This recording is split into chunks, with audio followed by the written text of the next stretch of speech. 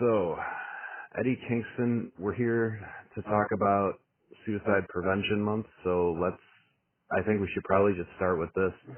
How has suicide personally impacted your own life?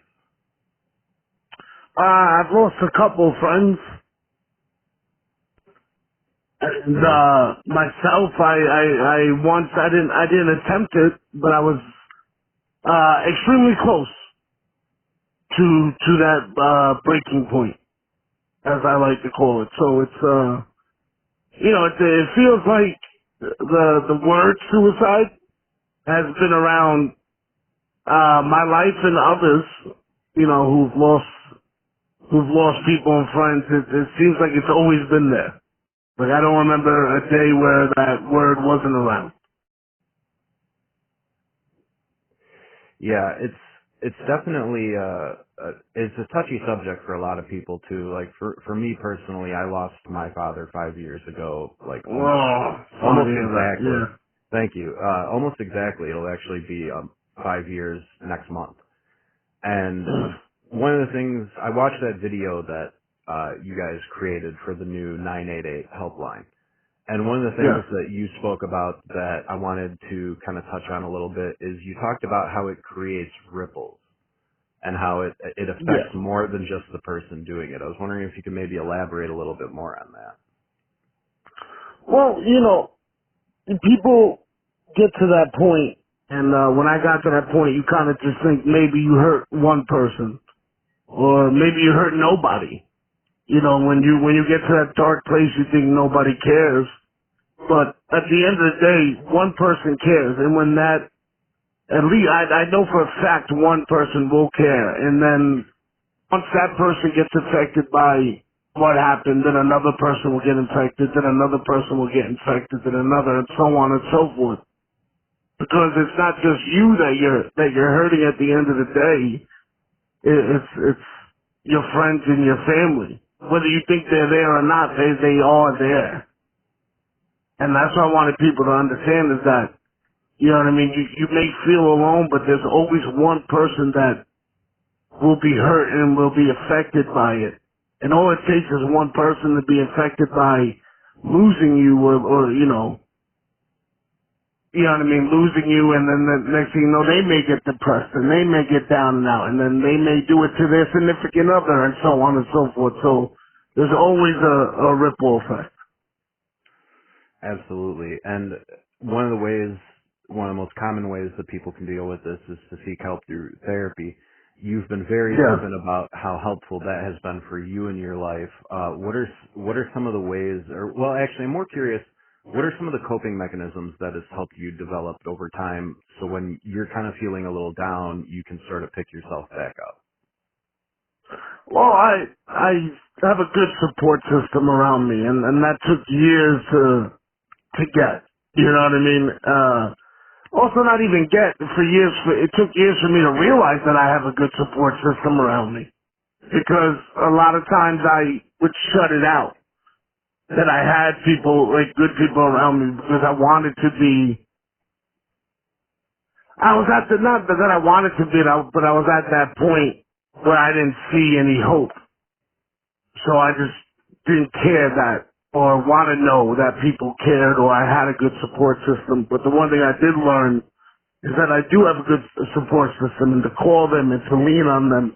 And there's nothing wrong with leaning on other people, especially when they're good human beings that are there for you and you're there for them, vice versa. I learned that, and I also learned, you know what I mean, to breathe through situations, which is very hard, because when you're in the moment, especially when you're down and out or when you're angry, it's very hard to sit back and breathe and let your mind, slow down. Because once you get to that point, your mind is going to play tricks on you, and it's going to be everywhere, and you have to slow it down. That's the one thing I did. I learned the most was calming your mind down. Absolutely, and it's definitely really easy for those thoughts to start spiraling. As far Yeah. as developing a support system goes, some of your, on-screen friends have always been established in AEW. You know, people know Mox, Penta, Proud and Powerful, Ruby. Who are some of the other people in AEW, or just them in general, that you kind of lean on when times are tough? Like, who are some of the people in AEW you consider part of that support system? Everybody you just said. That's pretty much the circle, huh? Well, there's others, but I like to keep that close to the vest. You know what I mean? But the ones that I guess you could say my character is me at 17. And so there's a lot of reality to what I do, on screen. And Ortiz has been a very huge, person in my life to help me out and to be part of that support system. And Ruby as well. Ruby's been around. Me and her have been friends for many, many years, and I feel bad for her sometimes. But she's been around and she's always had my back. Same thing with Mox. You know what I mean? So, like, what you see is what you get on TV. That's, there's others, but those are the main ones. Gotcha. Now, the friendship with Ruby is one that I know a lot of fans enjoy seeing the two of you interact on screen. How did you two first kind of link up? Oh, man. Wow, that's a while ago. Gotta go back in the archives. Yeah, I gotta definitely go back in the archives. I just remember when she first started out wrestling, I knew her trainer, Billy Rock. So knowing that I knew her trainer and how much of a good person her trainer was, I decided to look out for anybody that's one of his students. And, I do that for certain people. Like, for instance, another example is Pepper Parks. If I see that he has a student or one of his students, he says, "Hey, King, this kid's my student," I'll look out for them and then, you know what I mean, give them advice and stuff. So that's how it all really started. I knew she was one of Billy Rock's kids, as I put it, and I just started looking out for her, giving her advice. And then as time went on, we started talking deeper and deeper about things, and then we just started, clicking and understanding each other. It was a very weird how the friendship grew so quickly. Like, she got me right away. Yeah, sometimes you just find those people that you mesh with really well, Yes, it was actually kind of scary at one point. Because I wasn't used to having a female friend who got me that well, who got me that quickly, I mean. Yeah, no, I know exactly what you mean. It can be scary, but it's also like once you accept it, it's very nice to have people like that in your life. Oh yeah, because I definitely pushed her away in the beginning, you know what I mean, and the same thing with a lot of people who've had my back, who are part of my support system. I tried to push them all the way, and they've all been like, well, the ones who stayed to have my back, who decided, and I'm very lucky and blessed that they decided to stick with me. They stayed for the whole ride, and they're still here. For sure.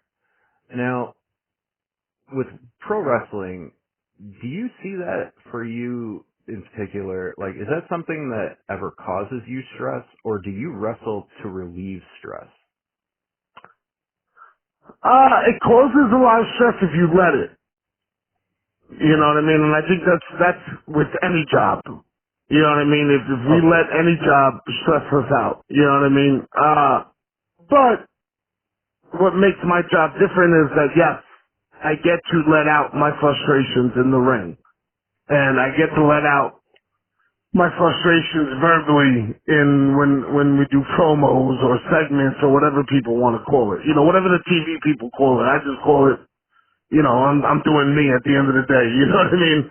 TV people call it what they have to call it. But yeah, I get like I tell people, my promos and my therapy and me in the ring is also where I get to let out a lot of my energy. I'm shocked you just used the word promo. Just the last time you talked about how much you hate that word. I do, but like the way for people to understand it, you know what I mean? Like I said, it's the accepted term for sure, but yeah. Yeah, that's the only way. Yeah, it's the only way that people can get it. I've noticed over the years when I tell them, yeah, just go out there and I say what I want, and it's my therapy, and they're like, oh, when you do a promo, I'm like, no, it's real when I do, Yeah. and it's the only way I can actually break it down to them. So that is actually something I wanted to ask you about. So we'll call it a speech. Like, do you have a favorite wrestling speech or monologue that you've given in your entire career? Like one you could look back on and be like, that's the moment that I was the most on. No, I can't because I don't remember half of them. To be honest. Because once I do it, and that's it. Once I do it, and I'm behind the curtain or whatever people want to say, that's it. It's over. It's done. I don't remember it. A lot of stuff that I say just comes from off the heart for you, right? Yes. Like some things I'll have jumbled in my brain. You know what I mean? Like maybe I'll say this, maybe I'll say that, maybe I won't. It all depends how I feel out there. Sure. And the situation. Now, one thing we've started to see recently is it's kind of been a little bit in AEW's DNA since the start, but we've begun to see a lot of hip-hop and rap stars making appearances and working with AEW. Action Bronson's coming in here soon. Oh, I love it. I love it. DJ Who Kid, all this different stuff. And I know you're a big fan. So I'm kind of curious, do you have like one favorite album, hip-hop rap of all time? Oh God, that's gonna be so hard. I know. It's so hard. But the first one that comes in my head, the first two, I'll put it to you like this, the first two that popped in my head, three, I just got it, was Nas Illmatic, DMX, If It's Dark and Hell Is Hot, and Wu-Tang Enter the 36 Chambers. So I'm just gonna say those three because those are the first three that legit just popped in my head, but there's so many more. You know what I mean? Like there's Tupac's Me Against the World and All Eyes on Me albums. You know what I mean? There's Biggie's Ready to Die. There's, Ghostface, Iron Man album, and there's just so many. I can go on and on. This is going to be a long interview if I do that. So, all right, then I'll try and ask a question that might be a little shorter for the next one. Also, Scarface, my man Scarface. I was going to say that for my people out in Houston, the Southerners, as I call them. Nice. So now we got Hook teaming up with Action Bronson. I'm kind of curious, is there any rapper that you would want to have a tag team match with?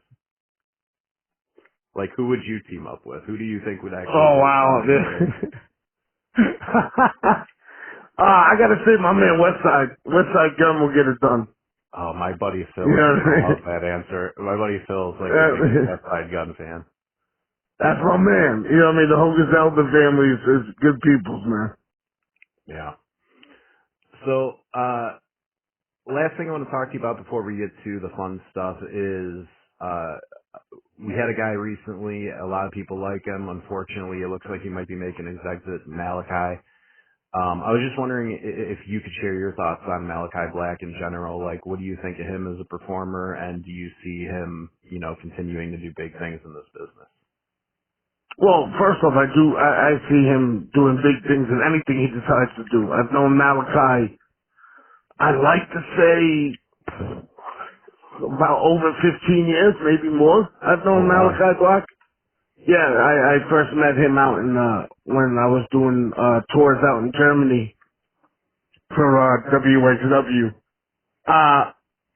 He's gonna be a star when he's ready and when he wants to, and I wish him nothing but the best, and I wish him, all the happiness in the world, him and his wife, because I know them as people. You know what I mean? I don't know them as just performers or whatever, or pro wrestlers. I like to say pro wrestlers, other people like to say performers, potato. But, as a human being, I know him and he's gonna be okay. And I know that, and he has a good support system around him. You know what I mean? Yeah. Yeah, he's definitely an extremely talented guy, and when I had a chance to speak with him, I could just tell that he had one of those minds that's very creative, so I'm sure he's gonna be very successful in whatever he decides to do. Yep, and you know, I just know what he is. He's that kind of person. You know what I mean? Yeah. So, I don't think I was doing this the last time we talked yet, but one of the things that I've been doing for many of these AEW interviews now is the last thing I do is I have the wrestler review a movie that they've seen recently.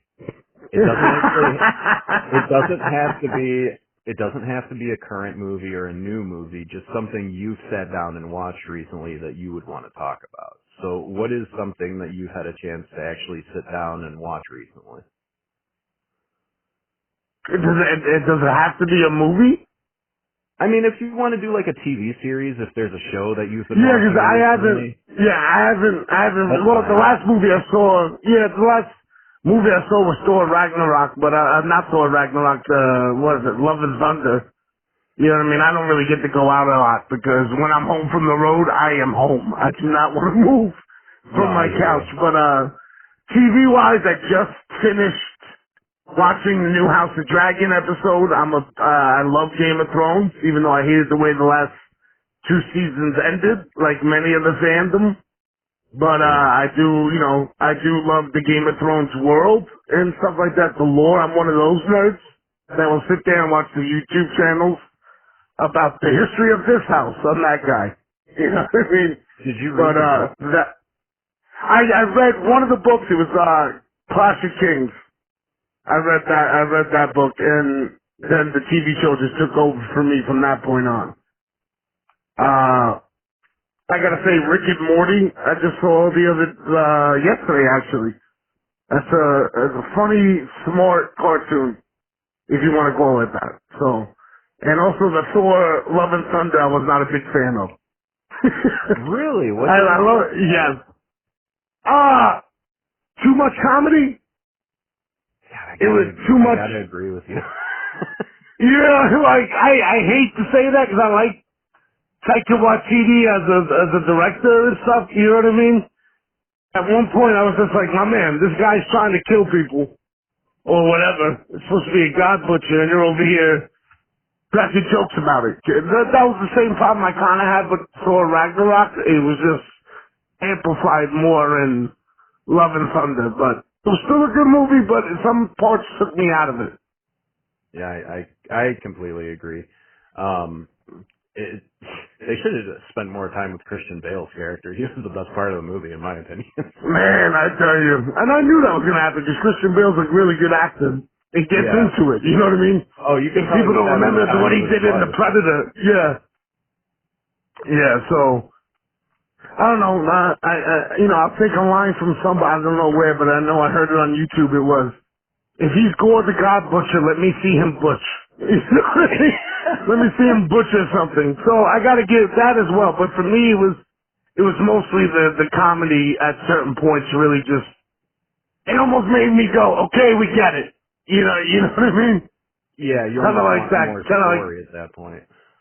yeah, it's kind of like, okay, we get it. He's funny. He's cool. You know what I mean? Like, all right. You know? Yeah. Well, the way I kind of wanted to end this, at least for the recording part of it, before we get to the shout-out thing, was, do you have any particular advice, if anybody's listening to this who might be struggling? Like, what's something you could tell them that you think might help them?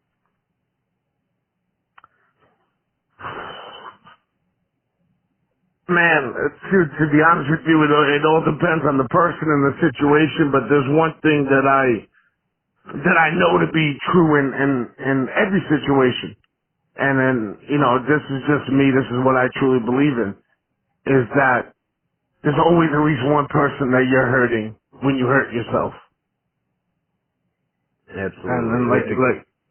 yeah. And like you said, the ripple effect after that. But that's one thing I know for a blind fact is that when you hurt yourself, you're also hurting one other person. 100%.